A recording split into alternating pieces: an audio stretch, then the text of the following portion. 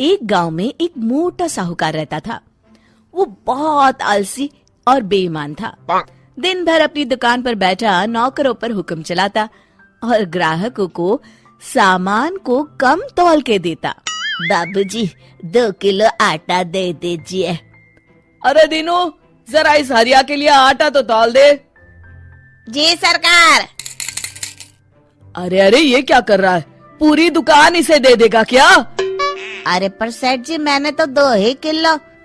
मुझसे जुबान लड़ाता है, कल से काम पर मत आना। नहीं नहीं, माफ कर दीजिए सेठ जी, गलती से ज्यादा तोल दिया। दीनू थैले में से 200 ग्राम आटा कम कर देता है। सेठ जी, ये आटा तो कम है। कम है तो जा कहीं और से ले ले।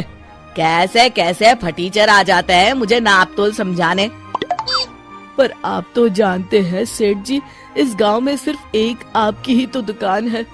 हम गरीबों पर दया करिए, बड़ी मेहनत के पैसे लेकर आए हैं। अरे तो मेरा आटा क्या मुफ्त का है? लेना है तो ले, वरना चलता बंद है।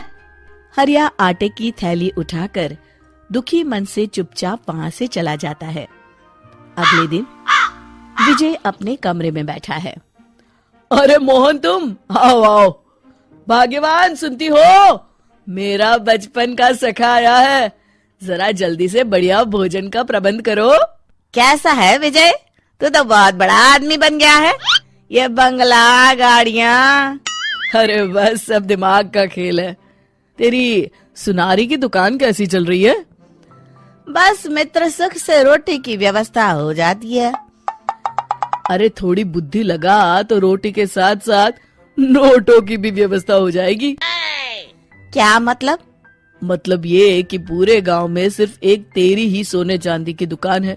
अगर तू थोड़े नुकसान में भी लोगों को सामान देगा तो उन्हें तो लेना ही पड़ेगा ना, वरना बार बार खरीदारी करने शहर जाना पड़ेगा। तो तू ज्यादा कीमत में कम सामान दिया कर। अरे भाई, ये तो बेईमानी हुई। अरे तो तू ईमानदारी से कौन सा कलेक्टर बन गया? हाँ, ये देख, जरा सी बेईमानी ने मेरे घर का नक्शा ही बदल दिया। नहीं नहीं मित्र, ऐसे पैसे तो आ भी जाएंगे तो साथ में बददुआ लेकर आएंगे। किसी की मेहनत की कमाई को मैं ऐसे बेईमानी से नहीं हड़प सकता। तो अपने ईमान की चटनी बना और जिंदगी भर उससे रूखी रोटी खा। ऐसी बात नहीं है मित्र, मेरी मानो तो तुम भी ये सब काम छोड़ दो, वरना एक दिन पछताना पड़ेगा। तभी विजय की पत्नी खाना लेकर आती है। रहने दीजिए भाभी, इस पाप के 56 भोग के आगे मेरी मेहनत की रूखी रोटी ही भली है। मैं चलता हूँ। कुछ दिन बाद विजय के घर इनकम टैक्स की रेड पड़ जाती है। हे भगवान, इन्हें मेरा पता किसने दे दिया? तुमने पिछले 10 सालों से इनकम टैक्स जमा नहीं किया है। तुम्हारी दुकान, जमीन, जायदाद सब जब्त किया जाता है। हाय, मैं तो बर्बाद हो गया। विजय की दुकान और बंगले पर ताला लग जाता है। वो झोपड़ी में रहने पर मजबूर हो जाता है। देखिए जी, ये कुछ गहने हैं, मेरी माँ ने दिए थे और मैंने ना इन्हें बगीचे में छुपा दिए थे। आप इन्हें बेचकर कुछ पैसे ले लीजिए और शहर जाकर कोई नया धंधा कर लीजिए। ठीक है भगवान, कल ही जाता हूँ। विजय अगले दिन मोहन की दुकान पर पहुँचता है। विजय तुम? अरे ये क्या खस्ता हाल बना रखा है मित्र। अरे क्या बताऊं तुमसे, जाने किसकी बुरी नजर लग गई, सब चौपट हो गया। खैर, ये कुछ गहने हैं, 8-9 तोला सोना होगा।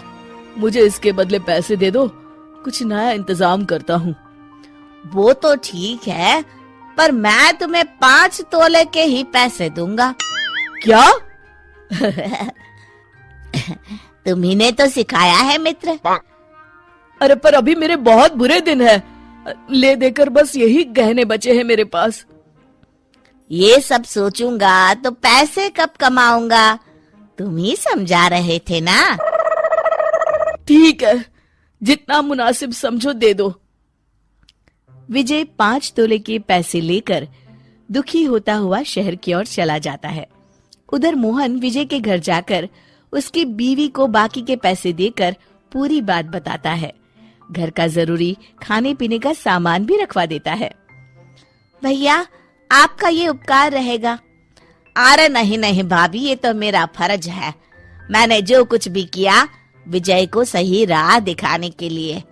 शाम को जब विजय वापस आता है, उसकी पत्नी उसे पूरी बात बताती है। मैं बहुत शर्मिंदा हूँ। ये मेरे कर्मों का ही नतीजा है जो आज हमें ये दिन देखना पड़ रहा है। कोई बात नहीं जी, देर आए दुरुस्त आए, जो हुआ सो हुआ। अब नया काम पूरी लगन और ईमानदारी से करिएगा जी। शिक्षा: बेईमानी से कमाया गया धन कभी सच्चा सुख नहीं दे सकता।